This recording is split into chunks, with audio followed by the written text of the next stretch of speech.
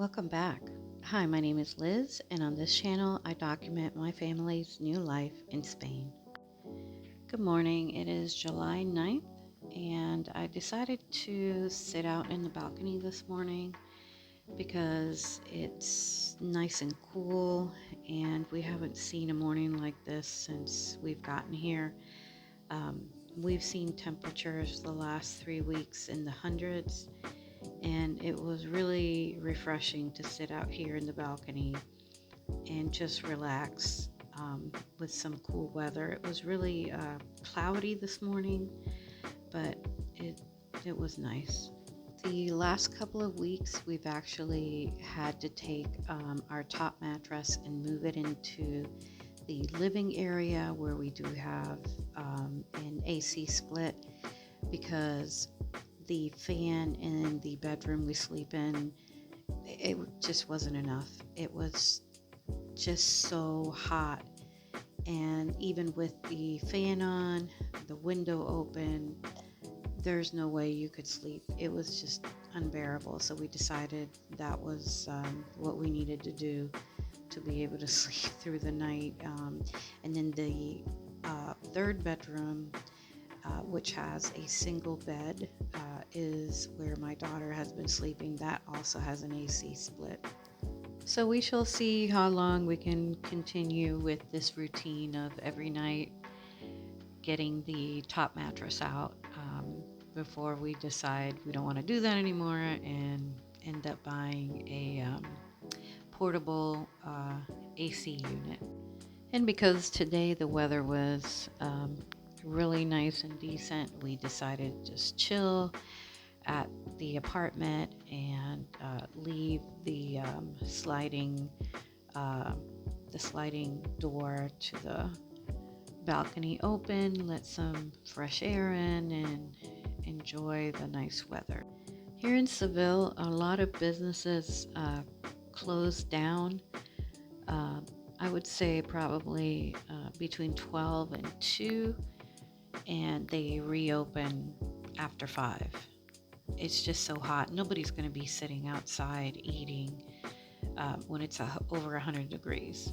I'm not going to do it. And you don't really see that many people walking around during those hours because it's just so hot. Everyone's trying to get everything done in the mornings, and then after 5 you see a ton of people. At midnight you'll even see people just riding their bikes on scooters, families walking with the strollers, because there's no way you're going to be out here in this scorching heat during the day.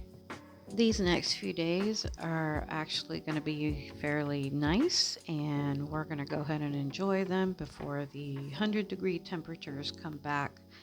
I think they start back on Wednesday or Thursday.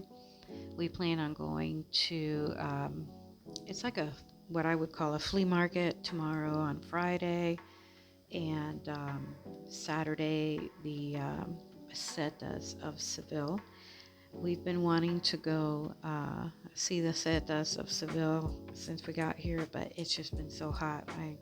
There's no way I was going to be walking with that sun just scorching on top of us. So we'll have that to look forward to the next few days. And to welcome us back into our bedroom that night was the after midnight garbage pickup. Not sure why they have to linger around after they empty the container. All right, it is Friday, July 10th, and we are on our way to the flea market. Lots of construction out here in this part of the city as they are improving the metro system.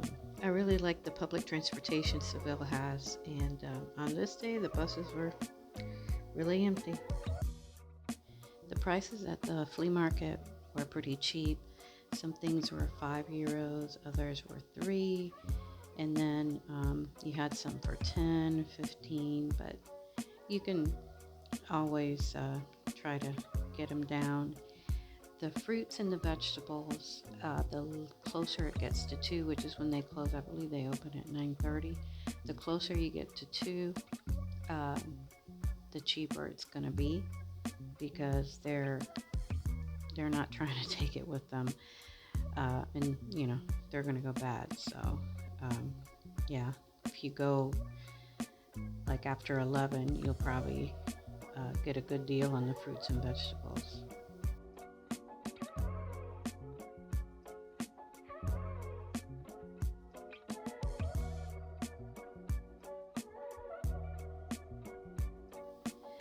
The peaches, all the prices I'm going to give you are going to be in kilos.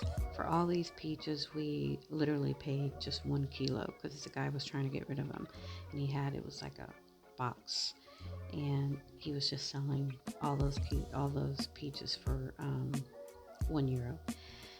And the onions, I don't remember. I know there were 1 kilo something. The cilantro as well. Tomatoes under 2, and then the cherries. I know we paid in total for the cherries like 3 kilos. For all those vegetables, we paid just about €7. And then the clothing, my husband got 4 t-shirts at €3 each. I paid for the dresses. The two-tone dress was 3, and the other 2 were 5. My daughter got 2 blouses at 10 each, and then that blue polka dot one was 5. So not bad.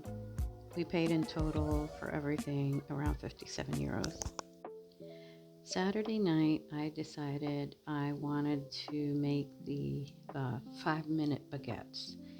You just stir everything the night before, and you leave it out overnight, and it's ready for you to shape, form, and just put in the oven. The problem is, and I've made this before, is that I just wanted 2 small medium baguettes, so I cut the recipe in half, and it didn't work out the way I wanted it to, but we still ate the bread. It wasn't bad, but it wasn't the quality that I was looking for. And I went through the recipe, and I thought, okay, well, I'll just half everything.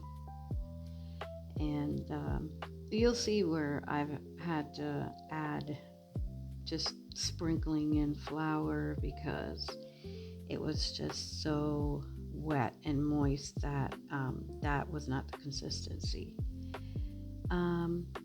So yeah, it's a pretty simple recipe. It's just flour. Actually, you're supposed to use bread flour, so it'll be a little chewy, but you can use all-purpose flour, and that's what I typically use for this recipe. But it doesn't work out the way you want it to when you try to just do it in halves. So yeah, that was the issue with this recipe here. It was really late, and I thought, well, we don't want to have to walk all the way to Mercadona, which would have been like 10-minute walk there and back. Sundays we just like to chill out, relax, and I thought, well, I'll just make some bread in the morning. But because we don't buy bread on a regular basis. It's typically like if we are making maybe like a meatball sub or a steak sub, or sometimes on the weekend, we like to have we like to buy a loaf of bread on Saturday, or if by chance we decide we want to go to the larger Carrefour, which is open on Sundays, but Sundays we don't really like to go out, so I just thought, well, let me just try this recipe, cutting it in half. And as you can see, I kept adding flour because it wasn't the consistency that it should have been. And so it was an awkwardly shaped baguette. You can't even call it a baguette, let's just call it some kind of bread that I ended up making. But I figured I'm just gonna continue to add the flour, and we'll see how it turns out. Either way, it's cheap to make anyway, so I wasn't too concerned with it. And it actually turned out, let's see, it wasn't couldn't really taste the salt, and I had just cut the recipe in half, but I think I would normally put a little bit more salt, and I didn't take that into consideration. So if it said 2 teaspoons, I just added 1, and then I'm always afraid it's going to be too salty. So I think I just did a little bit less than a teaspoon, but I mean, you could still eat it. It wasn't bad. And yeah, but I just kept having to sprinkle in some flour, and yeah, it just didn't turn out right, but we still ate it anyway because it didn't have a bad flavor. I've eaten worse, or tried. I'm not going to eat bread that doesn't taste good, but yeah, so that was my concoction on Saturday night, so I wouldn't have to go anywhere on Sunday, and you'll see how this turned out.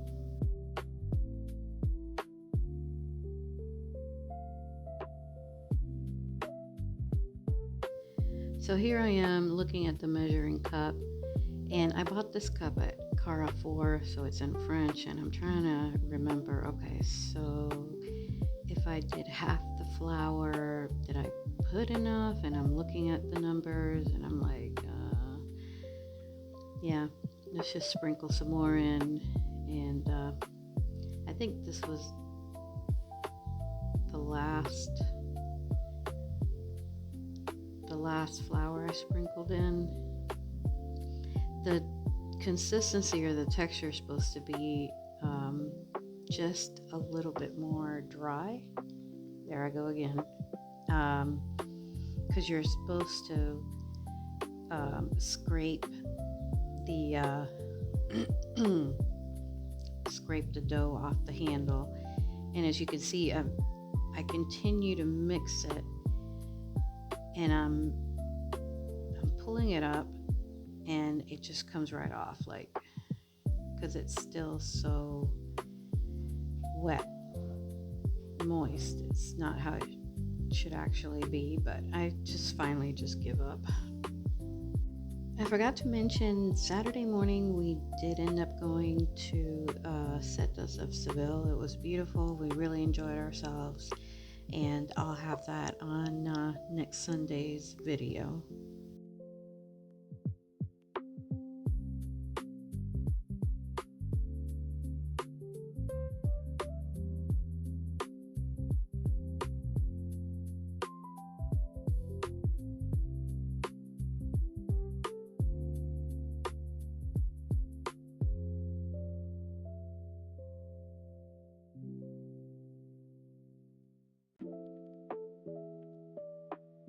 I continue to scrape around this bowl, thinking, well, maybe I just have some dry flour around there, and if I just add it to that, maybe that'll make a difference. But no, I just don't know when to give up. I just continue on and on until finally it's just getting kind of late, and I decide, okay, I'm just going to separate this and just bake it in the morning, and let's see what happens.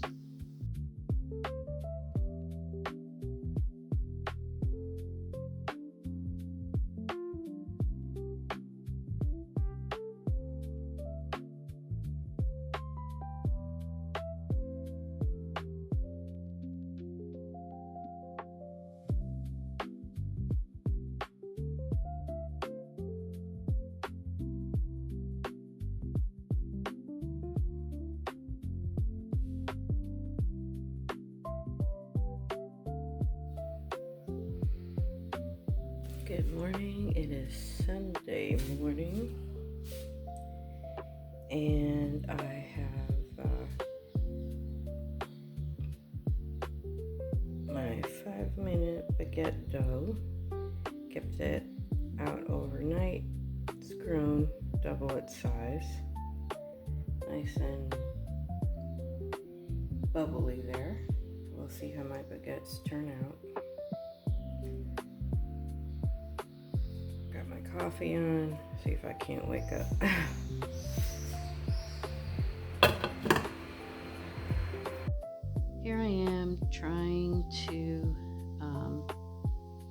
get the dough ready. It's very moist. Can't even separate it. It's just a mess. Yeah. At that point, of course, I wasn't going to add any more flour, and I actually forgot to sprinkle flour over it, but it wouldn't have made a difference anyway. I tried to divide it, and it's just really moist and sticky, and I just did my best putting it on parchment paper and just putting it on the rack in the oven. 25 minutes later, yeah, it raised. You'll see. It just turned out to be one big doughy mess. And I got what looked like 2 loaves. There's one. We ate one. And yeah, there it is. Wasn't bad, but it's the worst bread shape I've ever seen. And yeah, so that was my trying to bake baguettes Sunday morning. Thank you for watching. Ciao.